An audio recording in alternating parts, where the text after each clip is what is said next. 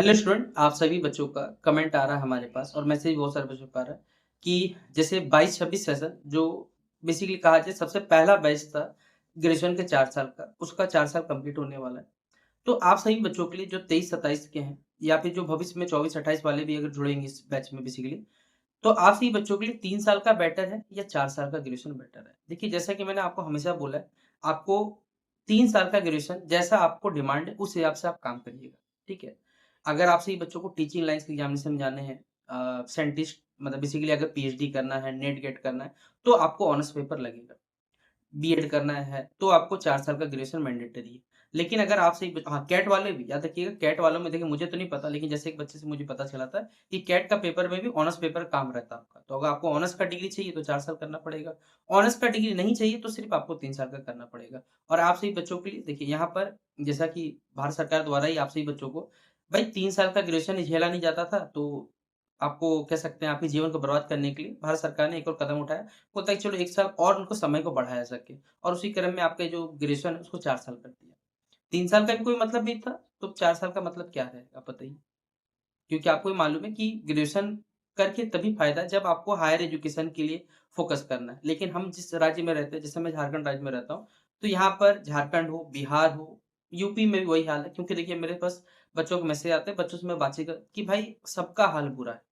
जहाँ-जहाँ ये 4 साल का ग्रेजुएशन सिस्टम आया ना, सबका ज़िंदगी बेकार होकर रखा है। क्योंकि किसी एक पेपर बैक लगता है तो 1 साल पूरा लुढ़क जाता है। अब 4 साल ग्रेजुएशन 1 साल बैक लगा 5 साल पड़ जाता है। तो बताइए कितना दिक्कत है।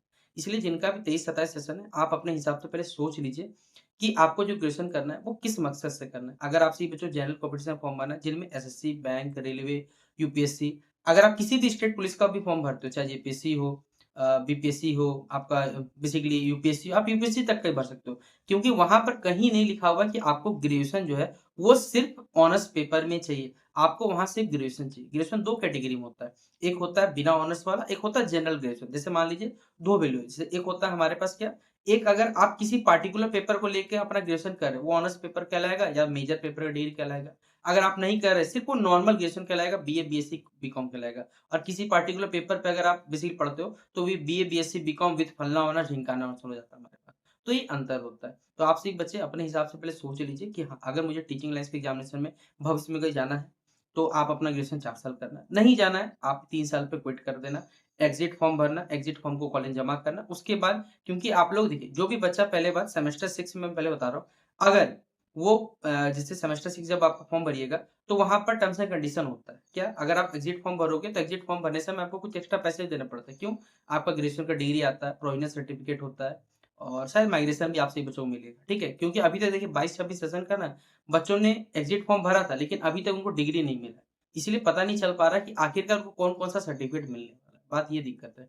क्योंकि मैं जिस राज्य में रहता हूँ, वहाँ पर अभी तक तो बच्चों को नहीं मिला और बाकी राज्यों के छात्र-छात्रों को कंप्लीट नहीं हुआ। इसलिए एग्ज़ैक्ट तो नहीं बता सकते कि कौन-कौन सा एग्ज़ैक्ट डिग्री आपको मिलने वाला है। देखिए, लेकिन अगर आप 22-26 से कंप्लीट करते हैं, पहला तो आपको सेमेस्टर 1 से लेके सेमेस्टर 6 तक का एक कंप्लीट मार्कशीट आपको सेमेस्टर 6 में मिल जाएगा। एक आपको डिग्री मिलेगा मतलब एक पेपर का टुकड़ा मिलेगा, ठीक है? जिसमें आपसे ये बच्चों को बोला जाएगा कि बेटा आज से तुम बेरोज़गार हो, जाओ अपना ज़िंदगी देखो, अब हम लोग से कोई मतलब नहीं, तुम अपना देख सकते हो, ठीक है?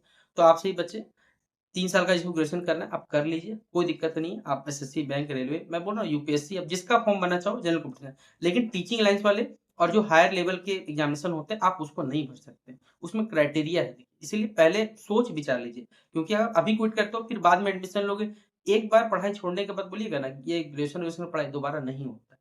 इसलिए इस चीज़ पे पहले सोच लीजिएगा कि हाँ, मुझे भविष्य में जैसे मेरा टारगेट था, भाई मुझे पीजी नहीं करना, बीएड नहीं करना, मुझसे नहीं हो पाएगा। मैंने ग्रेजुएशन करके छोड़ दिया क्योंकि ग्रेजुएशन करके मुझे समझ नहीं आया कि भाई मैंने किया क्यों ये डिग्री? जब मेरा कंप्लीट हुआ तब मुझे पता चला भाई इसका कोई का सिर्फ़ फॉर्म भरने के लिए आप बोलिएगा ना, बस इसका इस्तेमाल किया, सीजीएल का फॉर्म भरा, रेलवे का फॉर्म भरा, बस यही काम है। इसके अलावा बोलिएगा कि मैंने क्योंकि स्कोप नहीं मुझे मिला है।